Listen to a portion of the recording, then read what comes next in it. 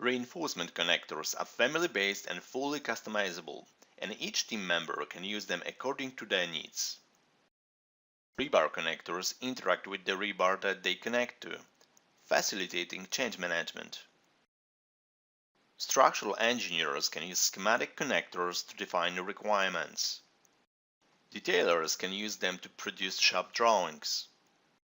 Manufacturers can go into full detail, precisely modeling and representing reinforcement connectors to create installation instructions.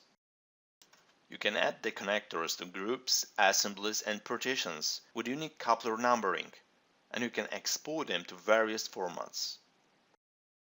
This feature improves level of details for reinforcement modeling and documentation.